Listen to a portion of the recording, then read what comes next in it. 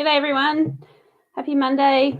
I'll give you all a minute to tune in before we get Paddy into the room. Tonight we've got Paddy McHugh joining us from Queensland. He's got some shows coming up and he wants to have a talk to you. If you've got any questions ready for him, feel free to type them in and we can ask them. What gigs did you see over the weekend? I know a lot of you were probably up at CMC Rocks and that looked like it was wet and rough, but I didn't see anybody that wasn't smiling in the photos. So tell us about it. Who was your favourite? Down here we had Casey Barnes. He played at Mathina and it was a really great turnout. Big night. I think it was 3:30 by the time I got into bed. So we were pretty tired by the next day, but well worth it. It was a great show. All right. We're all starting to roll in now, so we'll bring Paddy into the room.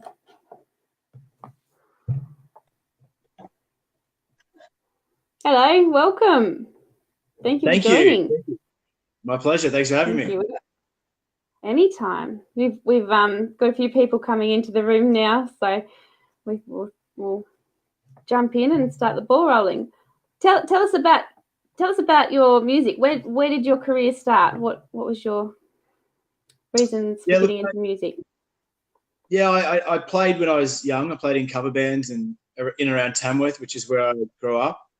And my brother and I had a band when we were literally teenagers and kids, and we used to gig in the local pubs and have a bit of fun with it. But I didn't really start doing music seriously until years later. I moved to the city and started playing around in the punk rock scene and used to play in some thrash bands and rock and roll bands and started to have fun with it and realised you could tour and have a really good life with music. And but now I'm a bit older and I've come back to country. Country. It's funny how a lot of people go out of country and then come back into it. It's interesting that seems to happen to a lot of artists in their career. So I think once it's in you, it's in you. And country's great because you can age into it because it's okay to be old and play country music. Whereas if you're playing other styles of music, you kind of got to be a young man or a young woman and it's a young kid's game. Whereas country, the older you get, the more distinguished and more legitimate you are. Yeah, old, yeah. Well, I don't think you're at the old age yet, though, so you probably could have stayed there for a while. But I'm glad that you came back to us because we're lucky to have you. So tell us a bit. You've got 2 albums out at the moment. Tell us a bit about those. How did they come about? Yeah, one's about 4 years old. The other's about 2 years old. I'm pretty slow between albums because, I've got a lot of things going on like kids and things like that. So it keeps me busy. So I'm not churning the albums out as fast as others that I like, but I'm really fine with that. I'm really happy with the albums. The latest one's called City Bound Trains, and I've got it out on ABC Universal, so you can get it anywhere if you're interested in buying it. And it's just a collection of songs that I think are important and mean something to me. And I've been really fortunate that since I've put it out, I've had a few people respond to it and tell me that it means something to them as well, which is all I could ever hope for. Wow, that's excellent. Because that to me would be such an honour to have something that means something to you, but it also grabs other people. That would just be amazing as a songwriter, I think. Yeah, look, I think you got. Sorry, go. Sorry. You're right. No, you go ahead. It's got that delay at the moment, so you keep going. Look, I've always written for myself, and it's kind of selfish in a way, but I'm doing it to satisfy myself and because I want to do it or I want to express something. And so I've never presumed that other people are going to like it or care.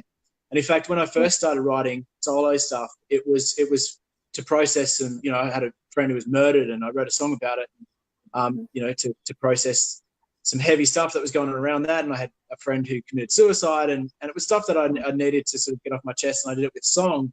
And, but I found out very early on that, nobody's an island and everybody's going through their own thing. And when you write a song about something that means something to you, sometimes it resonates with other people, and it might be, the circumstances might not be the same, but they're living through something similar. And if they can latch onto that song and get something from it, that's amazing. And that's what really got me to keep writing, and, because I needed to keep doing it myself. And I got also the satisfaction knowing that other people might enjoy it.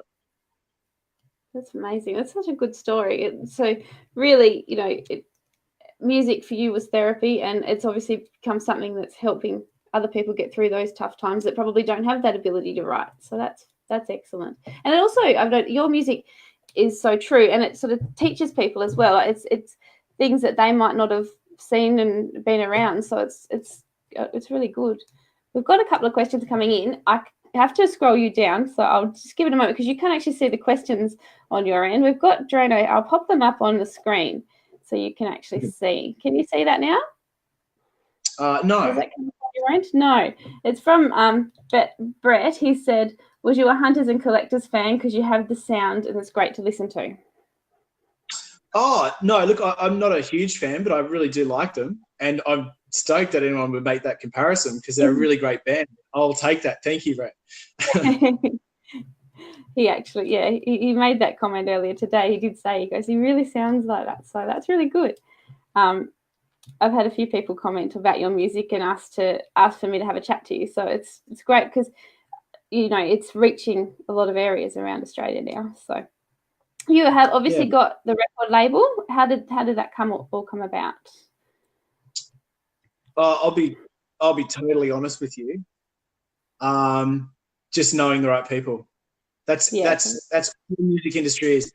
If anyone tells you any different, they're lying to you. It is all about knowing the right people, right time.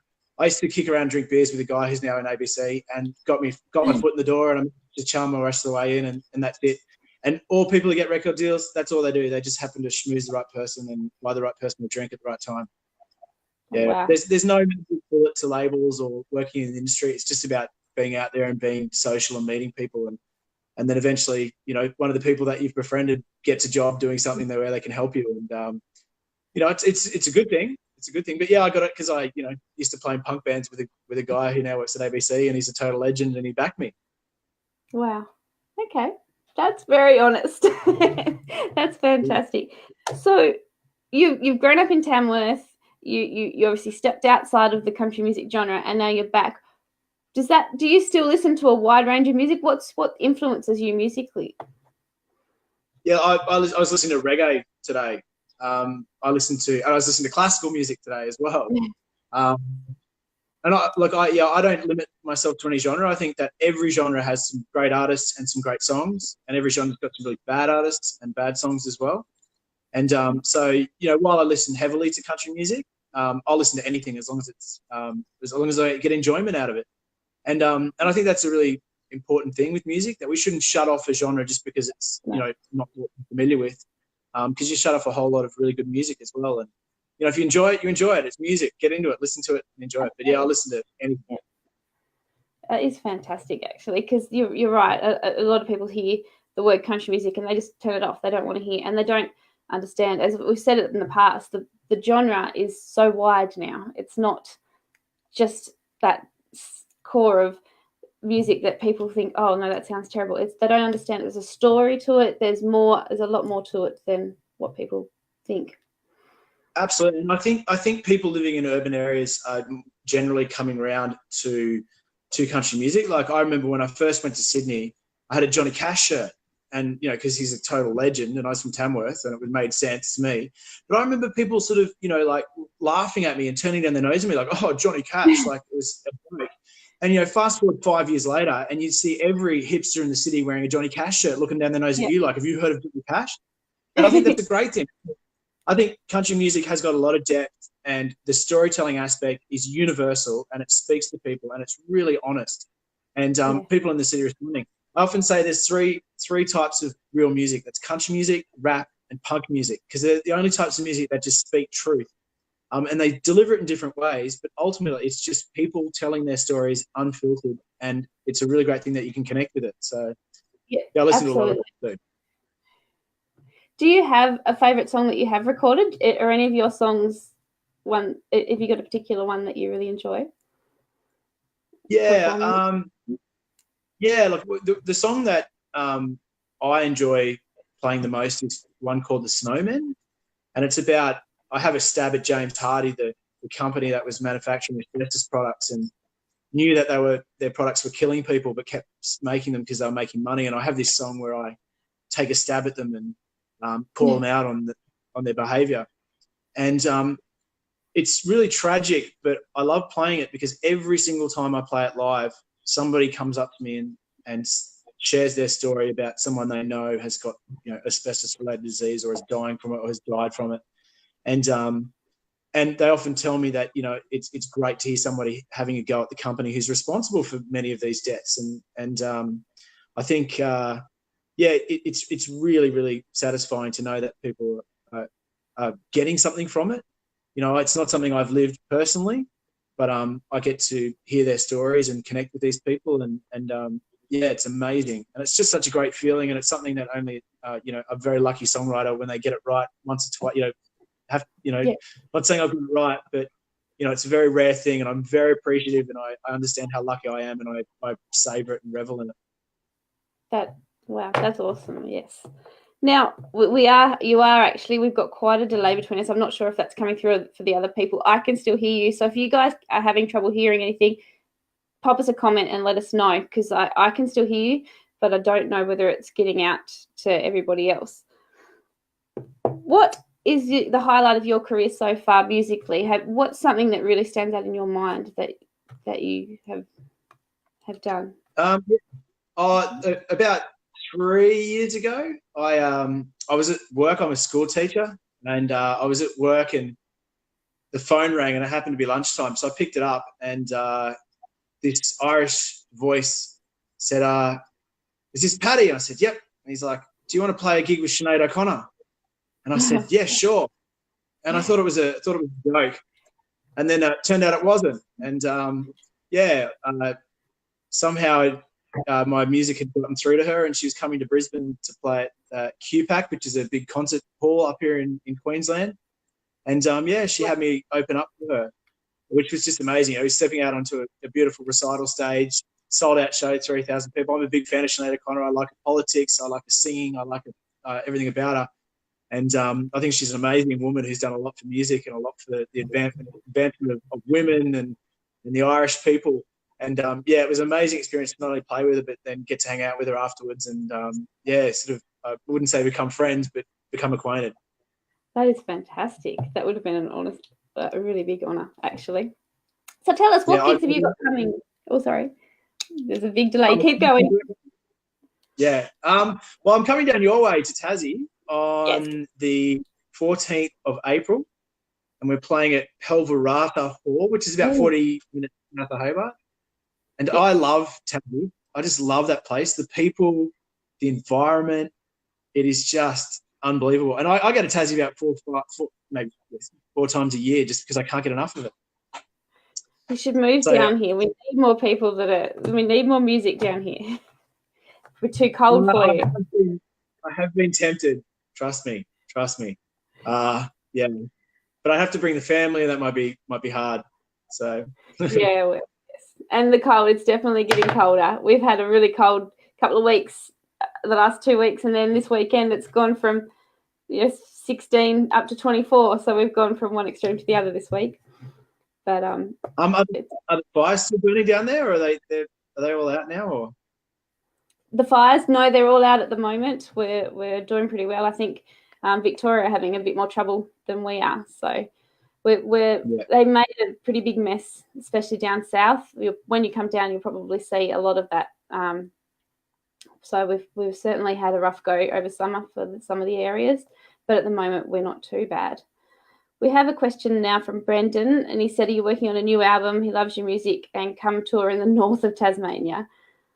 So. Hey, Brendan. I'm writing at the moment. It's taking its sweet time. I'm trying to raise kids, work a full-time job, tour. I've got a radio show, be a good dad, not be an idiot. I'm busy, but I'm working on it.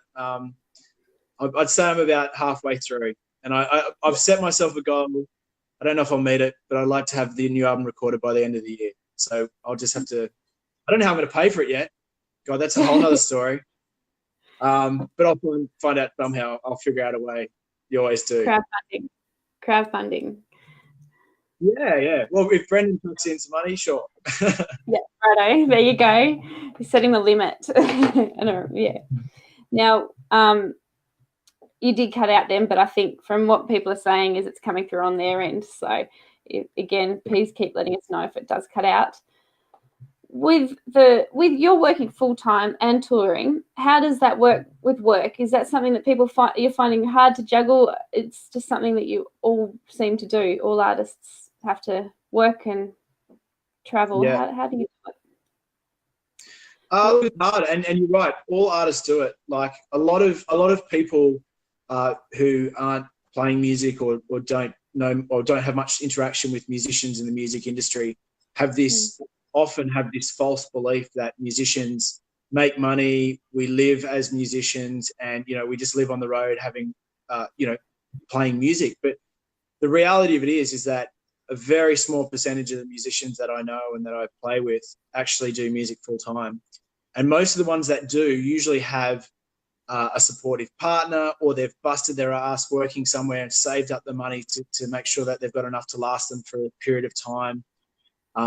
So it is just the reality of being in music, and I just make it work. I think I said to you earlier, like I've been very well supported by my mum. I know it's not rock and roll to say it, but if it wasn't for my mum, I probably couldn't do it. So I'm appreciative that she does it for me, and you just call in all the people you work as a community, you support each other, you help each other out, and you get there. Yeah, absolutely. Do your kids, are they into music? Do they play? Yeah, Finn, my son, is learning drums, and Molly wants to start learning the keys. She's only very young. She's 5, so she's probably ripe age for it. But, I dragged them to festivals. I took them to Tamworth with me this year, single dad, 2 kids on the road. They've come touring with me before. I've taken them across to Western Australia, and I've got more plans to bring them and include them. I actually think it's really important that you bring your kids on tour and you include them as a part of this, because I think it's we're not going to have another generation of artists and creatives and musicians unless it's normalized to them as kids. Yeah. And often people falsely see music as this, indulgent sort of like following your dreams, but it's a great job. It's a job that we need people doing to keep us sane and to keep us alive and happy. And we need more musicians, and bringing the kids up is an important part of that. Absolutely. I couldn't agree more. I think that's something, coming from my background of growing up in music and growing up and seeing what it does, I don't think that if kids don't get that opportunity, then the industry is not going to keep going. It's just something we really need to do and focus on. And a lot of schools don't have music anymore. So that's something, they don't get that access to any of it. Yeah,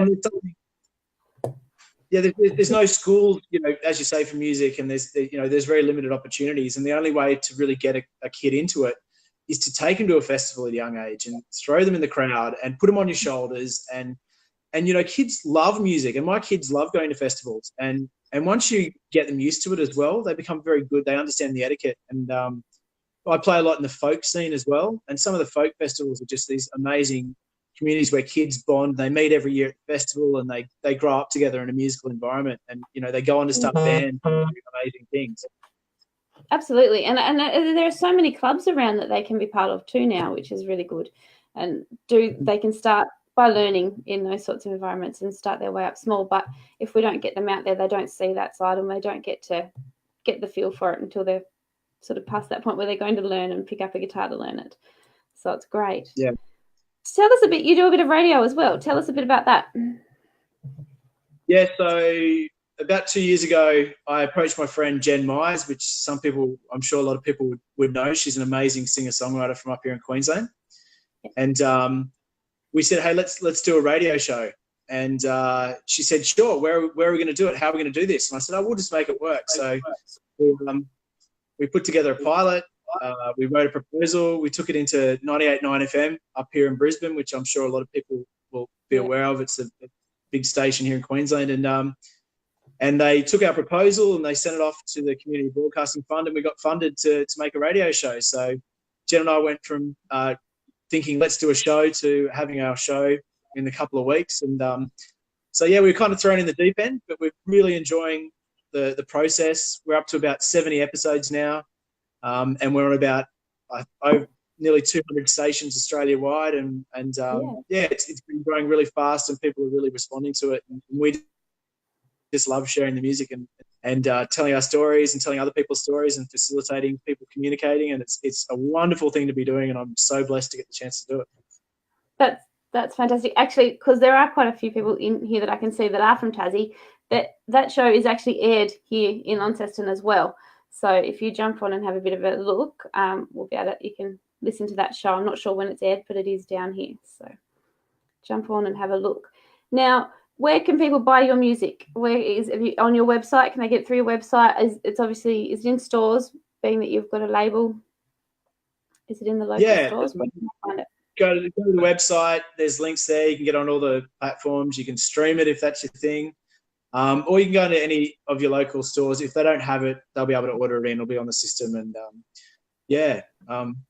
but I'm not. I go and buy the album by all means, but stream it. Like, go and listen to it first. A lot of people don't like streaming. I think it's great. I use it.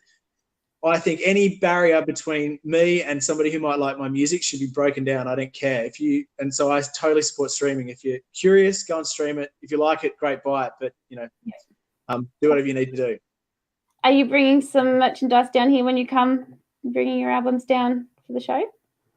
Absolutely, yeah. I always bring them at shows, and I find that's where you sell most of your CDs because people see the show, they enjoy it, and they want to take a piece of that home. And also buying the artist, you get that chance to interact with them, which is great as well. And a lot of people like that, and I like that. I love having people come up and chat with me and tell me they like it and take a CD home. It's really satisfying. Absolutely. And where else have you got coming up? What other shows have you got in the next few months? I've got a show in Brisbane on the 6th of April at a place called the Milk Factory. And it's a gig I'm really excited about. I'm a big fan of weddings, parties, anything. And Mick Thomas, the singer from that band, who's quite a bit of a hero of mine. He's, I think, a classic Australian songwriter. And, he asked me to come and open up for him for his show in Brisbane. So I've been a fan of his since I started songwriting, and to get to play with him is absolutely amazing. I'm stoked. Excellent. So there's some Brisbane people on at the moment, so jump along and go to the Milk Factory. That'll be on your website as well. I think that one's on your website at the moment, isn't it? Yes, it is. Yeah, I put them all up on the website, so if you can just go and Google it and you'll find it, no trouble. Excellent. Alex has just popped in the room and he's said to say hi. There's a few people saying hi over the things, so we'll go back through the comments at the end and make sure we haven't missed any. And Noma's just wanting to know, are you heading to Gympie yet? Has that lineup been announced as yet? Gympie Muster? No, it hasn't. It hasn't. Yeah. No. So watch this space. We'll see. Well, ask them. Tell Gympie that that's what you want. Send if you want somebody at a festival, then tell them, because they don't know. People aren't asking. So jump onto their Facebook, jump onto their pages and request the people you want to see.